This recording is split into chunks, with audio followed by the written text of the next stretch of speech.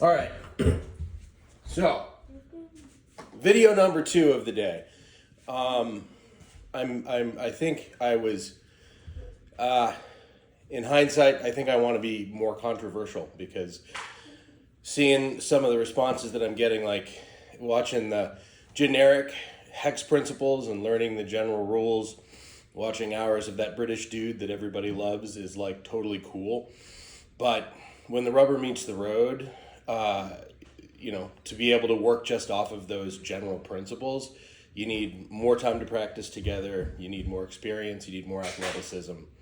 What I'm trying to say is, month out, I think we need to have more concrete things for our team that will work. And I'm going to use an example from one of the games. I can't remember which. I think it was the Scorn game. Maybe the Stag game on day 1 to kind of illustrate what I mean. So, this was something that led to Swanee and I having a academic debate on the sideline. And I want to. In the end, what I'm going to do here is I think I'm going to prove Swan right, and I'm going to prove me wrong.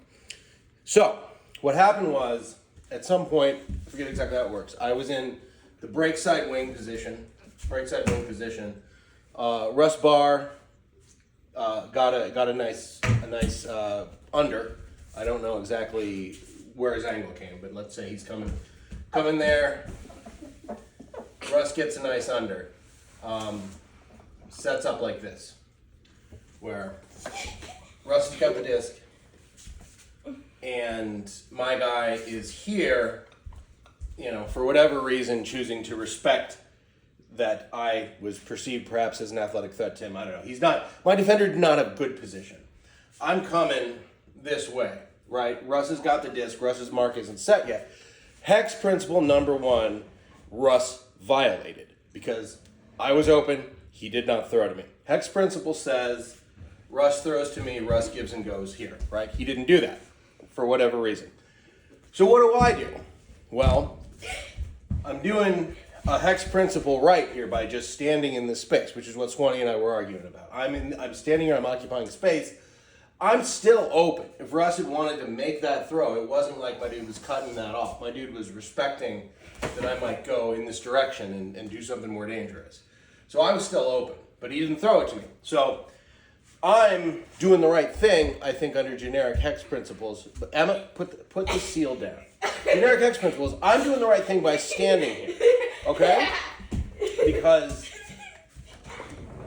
I have not cut off anyone else's space, right? There's still plenty of space here for the 2 forwards to attack or for the wing to attack or whatever. There's plenty of space. I'm not damaging that. I'm here, I'm open. Russ can still make that throw, right?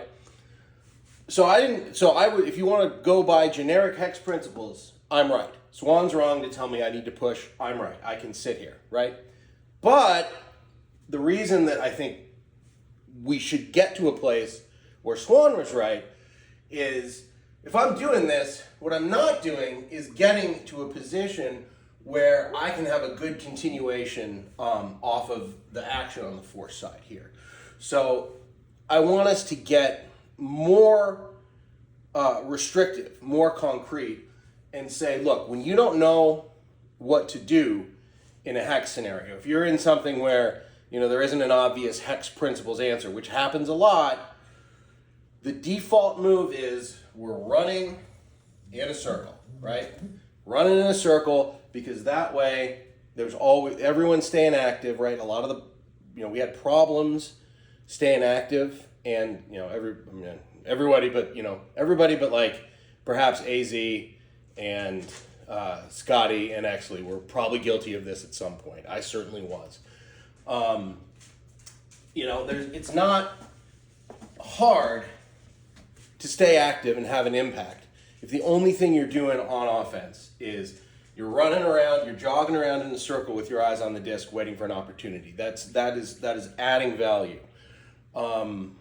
We struggled significantly with getting continuation off of good initial actions. We got a lot of good give goes in the middle. We got a lot of good undercuts. We struggled with continuation.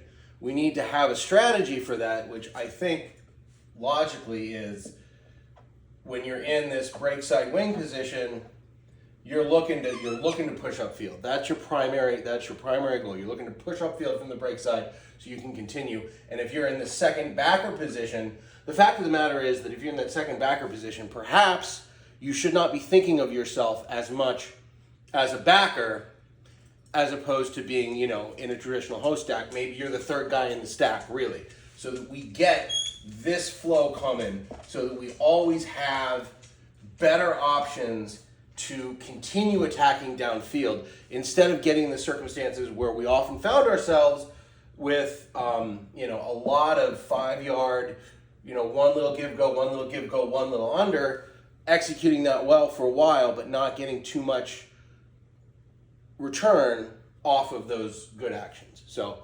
you know, I'm trying to say, let's get more specific about hex, getting beyond just generic hex principles, and I'm saying let's get more aggressive about really trying to push these backers out of the backing space and around to get more flow, to have more continuation and upfield looks, so that we're not constantly, you know, dinking and dunking 5 yards, 10 yards, 15 yards down the field, which we were really good at. I mean, that was the thing that we were most successful at, was generating that flow, but we didn't get a lot of big plays off of it. You know, and as with any offense where you're relying on a bunch of 5 yard throws, you become susceptible to the drops and the throwaways that are going to happen. We need to get more explosive, and I think having a better flow strategy that's going to generate that continuation is the way that we do that. So, you know, I'm trying to start an argument here, is what I'm trying to do. So let me know what you think of that.